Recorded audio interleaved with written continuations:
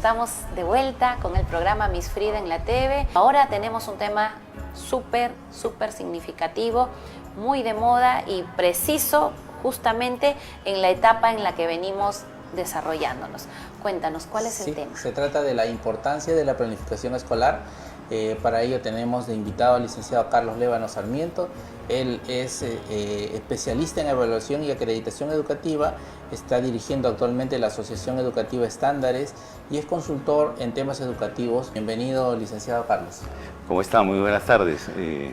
Muy gustoso de estar aquí y saludar justamente tu programa que trae temas tan interesantes para la población. Eso, queremos agradecer el tiempo. Sé que hoy día es un día especial, Así es. ¿no? Y ya dentro de un momento vas a tener espacio para poder saludar a tu tesoro, que es un día especial para él, ¿no? Y agradecer eso, ¿no? Eso habla mucho de un docente, de un maestro, justamente el dar, el servir, ¿no? Que nos gana siempre esa pasión por la de transmitir y compartir.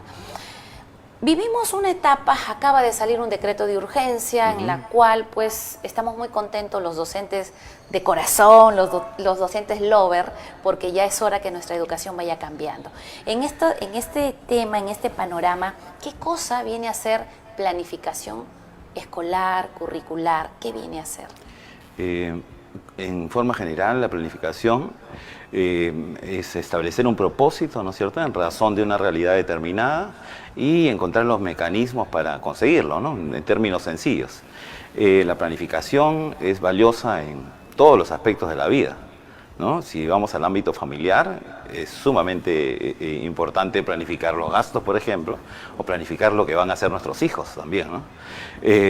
Y en una organización o una institución, esto también es valioso. Y si hablamos de educación, más aún, porque no pueden haber improvisaciones cuando se trata de la enseñanza de los estudiantes. Pero ¿en qué se diferencia la planificación escolar actual de lo que se hacía antes? Porque entiendo que entramos a una nueva etapa, es una etapa de modernidad, de mayor planificación, pero ¿se planificaba antes también? ¿O hay una diferencia marcada? Así es, y es una pregunta bastante interesante y creo que los docentes han reconocido mucho la diferencia entre lo que se hacía antes como planificación y lo que se hace ahora. He tenido experiencia justamente en el Ministerio de Educación en elaborar la guía para el proyecto educativo institucional y en él nos encontramos con una realidad pues bastante sorprendente, ¿no? Es decir, la planificación en realidad, en conclusión, no respondía a la realidad de una institución. Los problemas se habían estandarizado porque se utilizaba una herramienta que muchos lo conocen, que es el FODA, ¿no es cierto? Pero los problemas resultaban ser los mismos en Lima, en el norte, en el sur, en el centro, en el oriente, donde vayamos. Y he tenido oportunidad de viajar muchísimo justamente para asesorar en estos temas. Y los problemas de indisciplina, de bajo rendimiento, de hogares disfuncionales, eran los que siempre estaban marcados en un diagnóstico de una institución educativa. Y a nosotros, al equipo en ese entonces el Minedu, en 2015-16, nos preocupaba mucho esto, ¿no? Porque cómo construir o cómo mejorar los resultados de aprendizaje en una institución educativa cuando partes de un diagnóstico que no responde a la realidad de la misma institución. Entonces ahí algo estaba mal. Y lo que no estaba bien era justamente los mecanismos, los procedimientos como para levantar esa información y establecer los propósitos que en realidad se establecía la escuela con respecto a lo que necesitaba. Y ahí es justamente donde empieza, y con preocupación digo, porque últimamente se ha abandonado, el Ministerio ha abandonado, algo que costó muchísimo esfuerzo. En 14, 15 y 16, el Ministerio hizo, en la Dirección de Calidad de Gestión Escolar, hizo un esfuerzo sumamente valioso para incorporar el tercer componente de la política de modernización del Estado, que es la gestión por proceso, en la planificación de las instituciones educativas. ¿Esto qué significa? Elaborar un mapa de proceso, o sea, ¿qué cosa sucede en una institución educativa como procesos básicos? Es una organización, es una institución y por consiguiente hay procesos que se repiten en una y otra, ¿no? Y que son procesos comunes. Entonces ahí se elaboró un mapa de proceso y se capacitaron a 15.000 directores a nivel nacional. se hizo un esfuerzo no solamente humano, sino además económico, presupuestal,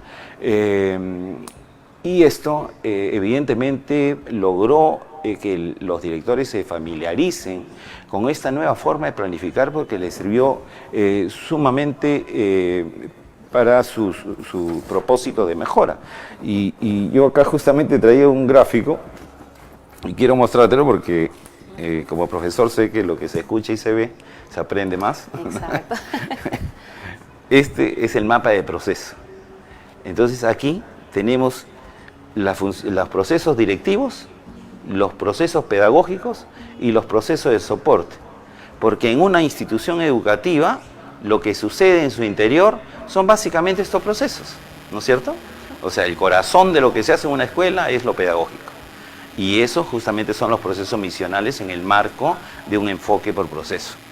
Esto causó, como les digo, un esfuerzo, y efectivamente los directores se fueron familiarizando con este proceso, de tal manera que su planificación era más real. O sea que ellos sabían en qué parte de su gestión institucional estaban justamente débiles en cuanto a resultados. Y ellos podrían ya identificar qué necesitaban. Y eso significaba para las UGELs y para las ADRE y para el propio ministerio una información importante, porque podrían orientar mejor el trabajo de los especialistas para efectos de que asistan pedagógicamente o institucionalmente a una institución educativa. O sea, particularizaban la atención y no daban en serie una capacitación tal vez que no necesitaba una institución educativa. Hoy por hoy, la planificación desde el ministerio se está haciendo en razón de los 5 compromisos, ¿no? Los 5 compromisos de gestión escolar, que 2 son de resultado y 2 con condiciones para ese resultado.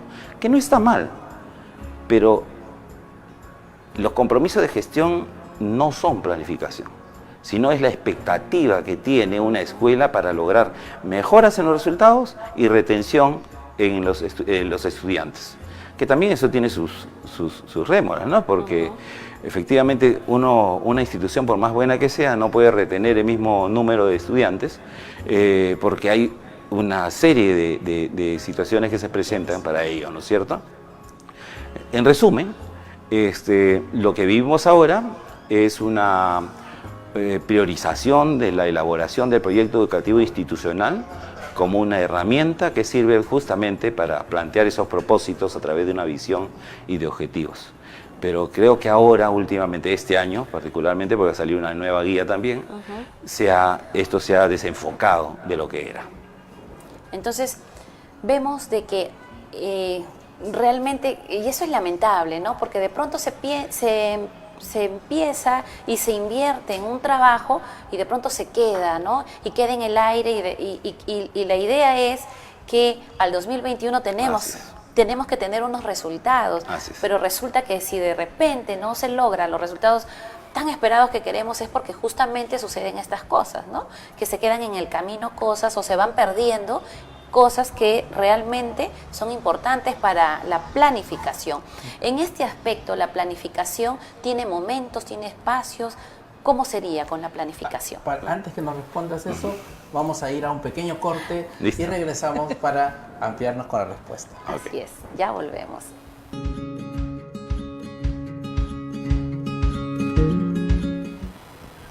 Y bien, ya estamos aquí de vuelta y esta vez hablando de planificación curricular, planificación escolar, institucional. Estamos con el profesor Carlos Lévano, él es director de la Asociación Educativa Estándares y que pues además él conoce mucho de este tema de lo que es planificación. Entonces, hablemos acerca de los propósitos. ¿Qué vendrían a ser los propósitos de aprendizaje en la planificación? Bien, primero hay que distinguir, ¿no?, 2 aspectos en la planificación en una institución educativa. Una planificación institucional, ¿no es cierto?, que recoge, que parte de un diagnóstico institucional, ¿no?, que tiene que ver con la realidad de la necesidad de aprendizaje de los estudiantes, partiendo de ahí, de todos los requerimientos. Pero además hay una planificación curricular, ¿no? Que esto es lo que hace propiamente los docentes en una institución educativa. Y ahí, justamente, el término propósitos de aprendizaje tiene que ver mucho con el currículo nacional, ¿no? Que son esas definiciones claves que están contenidas en el currículo nacional y que tiene que ver con las competencias, las capacidades y los desempeños que se establecen, que establece el docente alcanzar en una sesión de aprendizaje y además de una unidad didáctica, ¿no es cierto? Entonces, un propósito de aprendizaje es lo que, valga la redundancia, lo que se propone alcanzar el docente como después de una sesión de aprendizaje y que está vinculado al tema de las competencias y las capacidades de los estudiantes, ¿no? Estos cambios que nos has mencionado, ¿hay alguna manera de medir los resultados de lo que han hecho en estos últimos, ¿cuánto? ¿10 años? ¿15 años? Este nuevo currículo se oficializa en el 2016 y progresivamente se ha ido implementando en los diferentes niveles. Entonces no hay muchos años en esto. No, empezamos con primaria en el 17, luego inicial y este año recién con secundaria. Entonces los docentes aún adolecen de una preparación adecuada para efectos de ellos poder implementarlo en las aulas. Entonces, esa es una de las preocupaciones que debe asumir el ministerio, que lo está asumiendo, pero el alcance no es tal. O sea, no llegan a todos los docentes, como debería ser lo óptimo. Pero ahí también hay una suerte de falta de comprensión de que en esta cadena de capacitación, porque el ministerio capacita a los especialistas de las direcciones regionales, los especialistas de las direcciones regionales a los especialistas del UGEL, y la UGEL despliega todo un esfuerzo en las instituciones educativas, ¿no? Entonces, es de entender que para efectos de la planificación, sea institucional o curricular, si es que estas cadenas, ¿no es cierto?, o estos actores educativos que tienen que ver con el fortalecimiento de las capacidades de los docentes y directivos, no están bien preparados, entonces lo que vamos a esperar como resultados en la planificación y en la implementación de lo que se planifica, pues no es óptimo, ¿cierto? Y eso está pasando. Bien, hay esfuerzos en el ministerio por designar especialistas.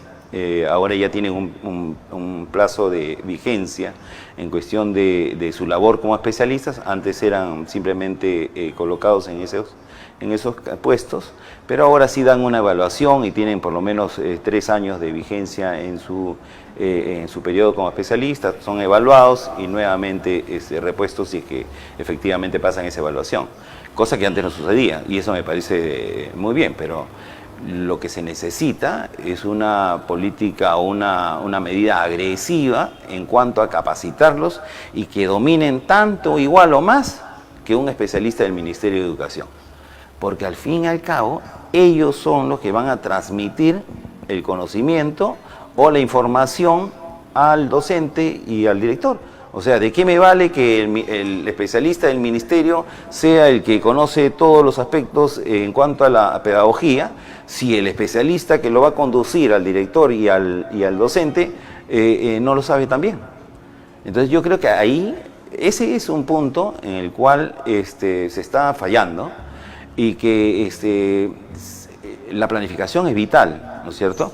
Los docentes tienen un periodo de planificación a fines de año y un corto periodo a principios del año, ¿no? Una semana antes de iniciar el año escolar. Es decir, la planificación, ¿cuántos momentos tendría entonces? Claro, o sea, en lugar de momentos diría de espacios, ¿no? O tiempos, que es al fines de año, cuando terminan el cierre del año escolar, y luego a principios, una semana antes de. Pero ustedes verán que eso es insuficiente para poder planificar debidamente, porque una planificación mínimamente requiere por lo menos de 2 meses con todos unos procesos de análisis de información.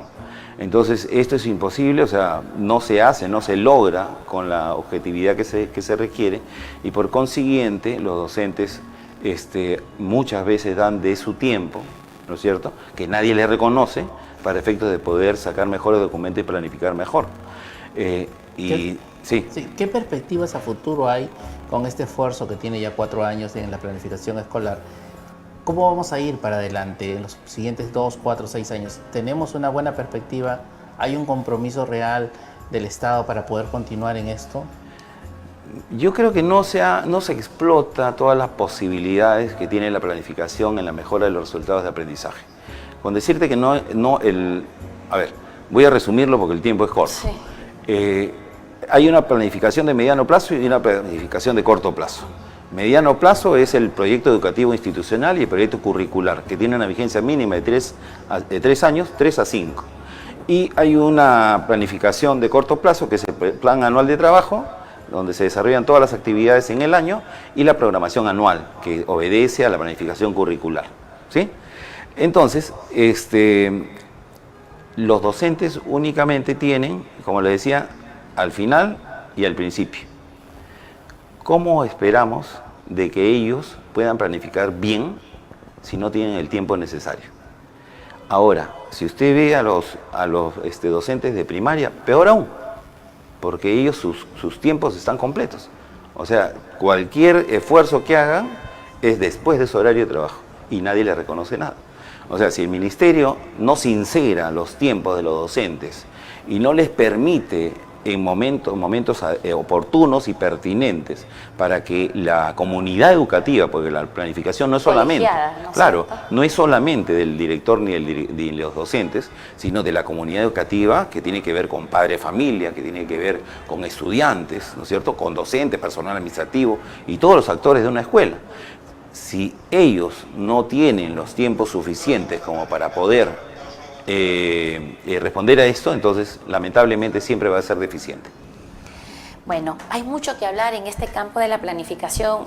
Me gustaría volver a invitarlo otro día para hablar netamente de los documentos que se elaboran en este proceso de planificación, pero sé que usted brinda estas asesorías a través de su escuela, de su institución Estándares, ¿verdad? Así es. Sí, bueno, nosotros nos dedicamos a nivel nacional a capacitar y a brindar asistencia técnica o acompañamiento, ya sea a instituciones educativas, también a UGELES, a ADRE, hemos tenido varias participaciones a nivel nacional y bueno, siempre dispuestos a entregarnos por la educación. Agradecerle el tiempo que está acá con nosotros y sé que hoy es el cumpleaños, puede saludar a su hijo. Bueno, he hecho un paréntesis en el día de mi hijo, y ellos comprenden mi vocación por la educación y me han permitido estar acá en su cumpleaños. Un fuerte abrazo a mi hijo Fabián, que cumple 10 años. Muy bien, Fabián, muchos saludos para ti, que Dios te bendiga, que cumplas muchos años más. Y ya sabes, papá está haciendo la labor de docente, pero igual es papá y te está saludando. Gracias, profesor Carlos Lévano, por estar aquí.